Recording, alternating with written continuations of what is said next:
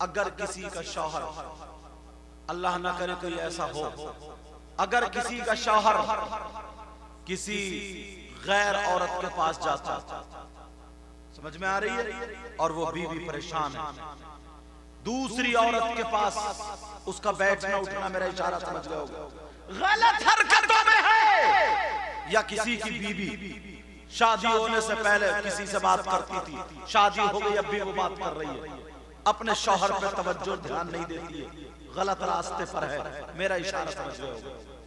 अगर बिगड़ी हुई है तो क्या करे? कुरान का इतना शानदार अमल है, एक मर्तबा करके तो देखो, एक मर्तबा करके देखो, ना जाने कितने लोग जिनको मैंने बताया अभी तक ये वापस आए नहीं, ये काम नहीं हुआ। अगर किसी की बीवी बच्चा लो, शौहर बच्चा लो परेशान, और किसी किसी की बेटी भी गलत फंस जाती है, या बेटा भी फंस जाता है, अगर उनको निकालना चाह रहे हैं तो क्या करना है? अब जाएंगे बाबाओं के पास, किसी के पास, बाबाओं के पास जाने की जरूरत नहीं है। कुरान शरीफ तुम्हारे घर में मैं तरकीब बताता हूं, तुम्हें कुछ नहीं करना है, खाली दो कागज लेना है, और दो कागज लेकर के एक कागज पे उसका नाम और उसकी माँ का नाम लिखना, और एक कागज पे उसका जिससे जुदा करना है, जहाँ गलत हरकत करने जाता, गलत बैठ उठा, उसका नाम और उसकी माँ का नाम लिखना, कब्रिस्तान से थोड़ी मिट्टी लाना, उसके नाम पे रख देना, जुमेरात को असर की नमाज के बाद एक मर्तबा सूरह यासीन पढ़ना, और पढ़ने के बाद एक चुटकी मिट्टी उठाना और फूंकना, और ऐसे करके कहना, मौला जैसे इस कब्रिस्तान के मुर्दे हैं, वैसे ही फुला का दिल फुला की तरफ से मुर्दा हो जाए, वो चुटकी मिट्टी उसके नाम पे डाल दे, ऐसे ही 7 मर्तबा सूरह यासीन पढ़ पढ़ के डाल दे, 7 जुमेरात तक करना है, 7 जुमेरात पलट के नहीं आएंगी, इंशाअल्लाह उसका रुख उधर से पलट जाएगा, और उस बुराई से उसका दिल मुर्दा हो जाएगा।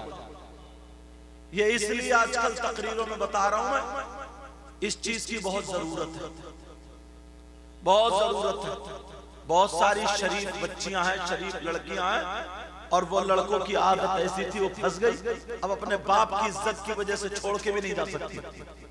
क्या करे वो? धमकियां देता कि तुझे रहना तो रह, मैं तो दूसरी करूंगा, ऐसे। और वो औरत भी इतनी बदतमीज है, कई बच्चों की अम्मा हो गई फिर भी कह रही है मैं खुद थोड़ी जा रही हूँ बुलाने, वही तो आ रहे। बाज ऐसी भी है बदतमीज औरत, और बाज आदमी भी ऐसे। तो हमारे कुरान में क्या नहीं है? सब कुछ है। अल्लाह सैयदना हुजूर गौसे पाक रदी अल्लाह ताला अन्हु की अगर मदद आप चाहते हैं ना, एक बड़ा प्यारा वजीफा, ओ बेटा बात मत करो, एक बड़ा प्यारा वजीफा, चाहे बहनें हो या भाई हो, ईशा की नमाज के बाद 111 मरतबा पढ़ लिया करें, तमाम मुसीबतें तुम्हारी टलती रहेंगी। वो है कि या शेख अब्दुल कादिर जीलानी शैखन लिल्लाह 111 मरतबा अगर पढ़ लिया करे ना, तो फिर देखो मेरे गौसे पाक का कितना फैजान बरसा, कितना फैजान बरसेगा। इसके आमिल जो हुआ करते थे, उनको सैयदना हुजूर गौसे पाक की ख्वाब में ज़ियारत होती है। अल्हम्दुलिल्लाह। क्या होती है बोलो? सैयदना हुजूर। अगर तुम चाहते हो सैयदना हुजूर गौसे पाक थे कैसे, देखना चाहते हैं, ज़ियारत करना चाहते हैं, इसके आमिल बन जाओ। आला हजरत आला हजरत एक दिन पढ़ा रहे थे, किसे पढ़ा रहे थे? शागिर्द भी ऐसे थे ना, सदरुल अफाजिल सैयद नईमुद्दीन मुरादाबादी, एक शागिर्द सदरुल शरिया, दूसरे शागिर्द अल्लामा ज़फरुद्दीन बिहारी, ये 3 शागिर्द। रमजान का महीना था, पढ़ा रहे थे, पढ़ाते पढ़ाते पढ़ाते पढ़ाते आंखें बंद करी, कहा बेटा तुम जा, अब हम तुम्हें कल पढ़ाएंगे। आज के बच्चे तो खुश हो जाते हैं, हाँ छुट्टी मिल गई, छुट्टी मिल गई, मगर उनका सबक पूरा नहीं हुआ था। वो कहने लगे सरकार थोड़ी देर और पढ़ा देना। बात पढ़ने वाले बच्चे थे ना ये, का थोड़ी देर और पढ़ा दे, का नहीं बेटा अब हमें काम है, तुम जाओ कमरे से बाहर निकलो। कमरे से बाहर कर दिया। आला हजरत ने अपनी किवाड़े बंद कर ली और जब बंद करी चिराग बुझाया तो एकदम रोशनी हो गई पूरे कमरे में। पहले की पटले की किवाड़े होती थी, मोटे मोटे पटले की, जब पटले की किवाड़े होती थी कुछ दिनों के बाद बारिश में भीग के दरार ऐंठ आठ के उनकी झिरी थोड़ी खुल जाती थी। बोलो खुल जाती थी, बरिंदे ढीली हो जाती थी। और जैसे ही अंदर से रोशनी बाहर को आई, इन तीनों के चेहरे पे पड़ी, तीनों मुड़ के देखने लगे, अरे इतनी रोशनी अगर 50 चिराग जला दो तब भी रोशनी नहीं हो सकती। इन तीनों ने उसकी बाढ़ की झिरी से जब देखा तो एक नूरानी चेहरे वाले बुजुर्ग आला हजरत के बिस्तर पे लेटे थे और आला हजरत पांव दबा रहे थे, आला हजरत अरबी में कुछ पूछ रहे थे और ये जवाब दे रहे थे। अल्लाह सुभान, इधर पूछ रहे तो ये जवाब दे रहे थे। अब ये तीनों बच्चे काबिल थे मगर इतनी धीरे बोल रहे थे, इनके कानों तक ऐसी आवाज आ रही थी मगर ये समझ में नहीं आ रहा क्या सवाल है क्या जवाब है। इतना पता चल रहा था रात भर सहरी के टाइम आला हजरत पांव दबाते रहते और उनसे पूछते रहे। जब सहरी का टाइम हुआ फौरन वो बुजुर्ग गए और अंधेरा हो गया। आला हजरत ने चिराग जलाया, जलाते किवाड़ खोली तो तीनों बच्चे बाहर खड़े थे। पकड़ गई। अब तीनों जब बाहर तो पकड़े गए। अब उस्ताद को थोड़ा गुस्सा आएगा नहीं आएगा? आला हजरत बोले तुम यही खड़े हो, पूरी रात तुमने निकाल दी। अरे पढ़ लेते, सो जाते, काम करते, तुम्हें रात भर खड़े नहीं रहना था। मगर पता था ना इन बच्चों को भी कि आला हजरत सैयदों से बड़ा प्यार करते हैं। इनमें एक बच्चा सैयद भी था जिनका नाम सैयद नईमुद्दीन मुरादाबादी सदरुल अफाजिल। उन दोनों ने ना खींच खांच के इन्हीं को आगे कर दिया। साथी साथी होते हैं, खींच खांच के आगे कर दिया। जैसे ही करा, जब देखा तो एकदम लहजा बदल गया। कहा शहजादे, आकाजादे, आले रसूल, सो जाना चाहिए। अब ये दोनों कह रहे हैं ऐसे कैसे, पूछो कौन थे? आला हजरत के कौन में बोले क्या है, पूछो पूछो, क्या पूछने जा रहे हो?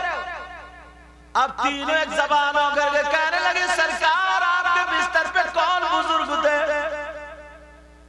आला हजरत बोले अच्छा इसका मतलब तुमने देख लिया। आला हजरत बोले तुम्हें कैसे पता देख लिया? कहा सरकार देख नहीं लिया, पूरी रात दीदार करते रहे, इतना खूबसूरत चेहरा कभी पहले नहीं देखा। आला हजरत से कहने लगे सरकार ये कौन थे, जरा इतना बता दे। तो आला हजरत बोले बेटा दीदार करा या नहीं करा, कहाँ कर लिया? तो आला हजरत कहने लगे अरे तुम क्या समझते हो, जब अहमद रजा की अटकती है, जब तुम्हारी अटकती है, जब तुम्हारी गाड़ी अटकती है तो अहमद रजा निकालता है, और जब अहमद रजा की गाड़ी अटकती है तो बगदाद का बड़ा पीर अब्दुल कादिर निकालता है। नारे तकबीर, नारे रिसालत, नारे गौसियत, मसलके आला हजरत, जश्न गौसुल वरा, अल्लामा मुफ्ती सैयद मुकीमुर रहमान साहिब क़िबला, नारे तकबीर, सुभान अल्लाह। तभी तो आला हजरत ने कहा था, क्या कहा था? तेरी सरकार में लाता गरिजा उसको शफी। जरा प्यार से बोलो सुभान अल्लाह। तेरी सरकार